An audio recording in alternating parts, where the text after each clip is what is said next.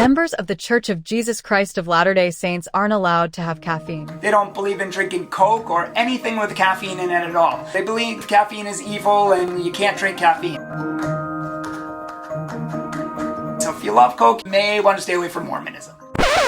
Members of the LDS Church are not Christians. I must admit, I don't know very much about Mormon theology. I know you also don't like being called Mormons, right? So I don't quite know what terms you use. We generally are not Latter-day Saints. Latter-day Saints. Jacob himself said that a lot of the people here might not even consider him to be a Christian because he's a Latter-day Saint. And I think the best thing that speaking to somebody like him does is reminding you that not all Christians are the same.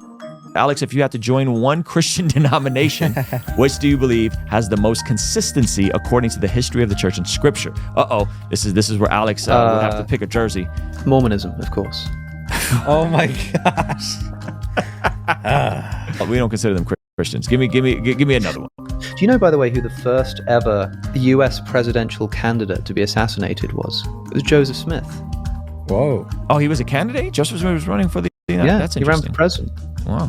And as a Latter-day Saint, I couldn't help but feel like I think we have things that can help solve a lot of the problems that Alex has with creedal Christianity. Even if I had significant disagreements with the LDS community, which I've learned I have fewer than I thought I did, I don't deny we have a lot of theological differences, but we love the same Jesus. We're going to talk about the differences between Mormonism and Christianity so that you are well equipped whenever you're having conversations with your Mormon friends, or as they like to call themselves, members of the Church of Jesus Christ of Latter-day Saints. Let's just say I'm a Christian. I have a next door neighbor. I have a coworker that I really love. I mean, we get along really well. I care about them. I want them to go to heaven. I don't want them to be deceived anymore. But I'm nervous as a Christian to engage them in conversation because I don't want to lose their friendship. I don't want to seem confrontational. I'm referring to some of the friends that I have who identify as LDS, who I've gotten to know very deeply over the last few years. Even though you're the most controversial, you seem to be the least confrontational. I can honestly say it's been one of the top 3 most fascinating and beautiful things about this project has been my growing brother and sisterhood with people of the LDS community that I never would have known otherwise. And we love the same Jesus. I'll sink or swim on that statement. If I go down, I'm going down swinging, protecting my friends and my brothers and sisters. And so I don't deny we have a lot of theological differences, but we love the same Jesus.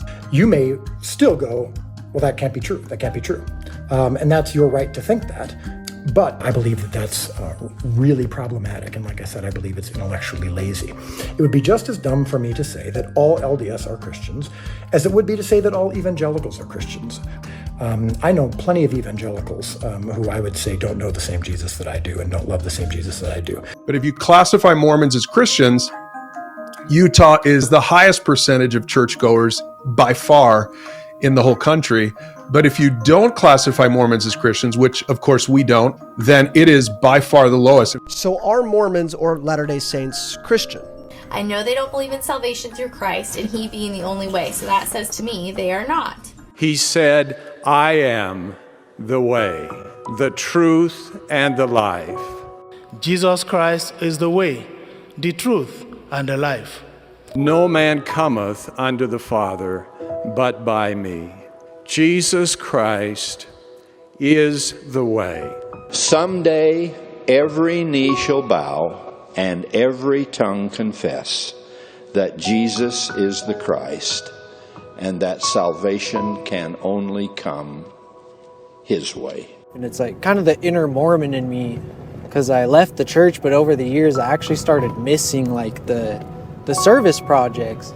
We would go over to like Mrs. Johnson's house and clean her whole house and help her move and things like that. You miss things like that. It really gives you a sense of purpose to actually have that place in community. I know that Mormons have lots of wives. There's a lot of people that think that you guys think that men should have multiple wives. Is it true? Great question. It's a really good question. That is not true. People would be like, yeah, I wonder, like, I should move to Utah so I can have multiple wives. Like, they'd make that big a lot. But that is all false. We do not have multiple wives.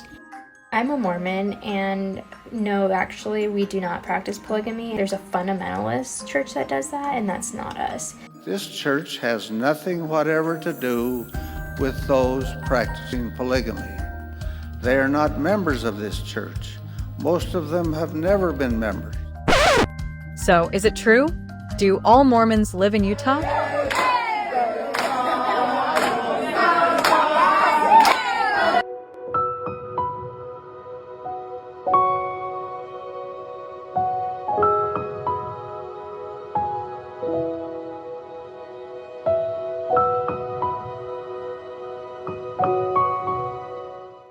People who live outside of Utah seem to think that everybody who lives in Utah is part of the Church of Jesus Christ of Latter-day Saints or Mormons. I'm part of the LDS church, so which one do you go to? Church of Jesus Christ of Latter-day Saints. Oh, is it okay? And I should have known because we're in Laie, right?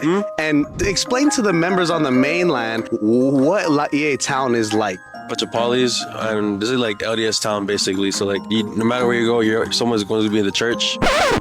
So Latter-day Saints are so boring.